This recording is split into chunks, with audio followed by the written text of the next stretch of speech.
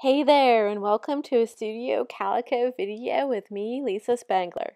Today I'm going to be sharing how to make six Valentine's cards using the Sabrina add-on.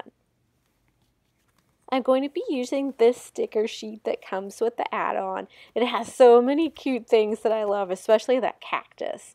And as you can see, I've used a few of these already, but I'm going to try and use as many as possible. I'm going to be working on watercolor paper. This is the Canson XL watercolor paper, and I love working with this because I can cut 4 card fronts out of one sheet of paper. These are trimmed to 4 inches by 5¼ inches. I'm going to be using pigment sticks to make some backgrounds, and I'll show you my technique for that. So these are gelatos, and I'm just going to pick out a few colors that I think work with the stickers. There's some pinks and some corals, and then I'm going to go ahead and grab some Neocolor crayons as well. I'm going to be working on scratch paper. This is just regular scratch paper. And one thing I love about working with these stickers is that you can just peel one off and try to figure out where you're going to put it. And then you can put the sticker back on the sheet. Love that. So I'm looking around and I see some balloons on here, and then the coffee cup is really cute too. And so I'm just getting some ideas for what I'm going to do, and it's basically all going to kind of work the same way. I'm just going to grab a crayon and then scribble just a little design like that. And then I'll go ahead and add some other colors. This coral is like really rich and it has a little bit of shimmer in it. And then I think for one of those messages, there's one that says like Happy Valentine's Day. I'm just going to make like an all over pattern. So here I am using this mint kind of greenish color from the Neocolor crayons, and then a peach. And as you can see, I'm just kind of scribbling these around, and I'm trying to keep the color so that it's kind of grouped together, but I want to make sure to leave a little bit of white space in between because we're going to be blending these with water. So I'm just trying to leave a little bit of space here and there. Just like that, maybe a little bit more over here. And now I'm going to grab the gold gelato color over here.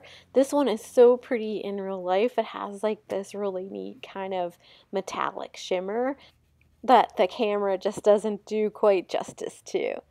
So after I get done putting the colors on there, I'm going to grab a paintbrush so that I can blend the colors together. And I like to use a flat brush for this. This one is like has a chiseled point, but just a regular flat brush works too. And we're just going to use clean water.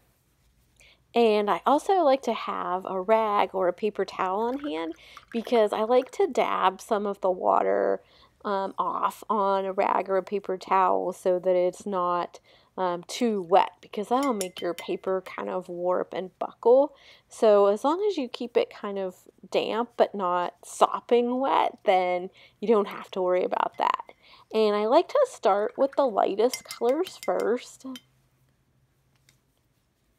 So like for this card, I like to start with the peach color because it's the lightest color.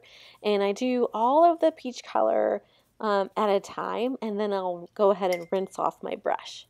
And one thing I've learned with this too is you can blend some colors together. Like there, I blended the gold in with the peach a little bit. But it's also kind of nice if you don't blend everything out and you can still see the marks where the Neocolor crayon or the gelato kind of left it, where it's kind of a little bit rough. I think that just adds a lot of interest. So just keep going over all of your colors one at a time. Like here I'm doing the pink. And I saved that green color for last because it's kind of the darkest. So just like that. And remember to leave some extra white space in between when you do this. There, that is looking good. So now you can just let these dry. And while they're drying, you can kind of try to figure out which stickers you want to put where. And for the sake of time, I went ahead and completed all 6 cards. And now I'd like to walk you through them, starting with this one. Just use the same technique that I showed you before to make the little patches for the hearts. And I also did the inside of most of the cards. So here's the I Like You a Latte with that first background that we did. And I went kind of crazy on the inside of this one, trying to use it all up. And here's that cactus that I love. I think this is my favorite card. I'm going to give this one to Jason, my husband. And there's the inside of this one. I love that winking sticker. And this one is really simple on the outside, and I added some stitching there with my sewing machine. And then the inside, I had to put the "You're Rad" in the eyeglasses since it's for the heart eyes.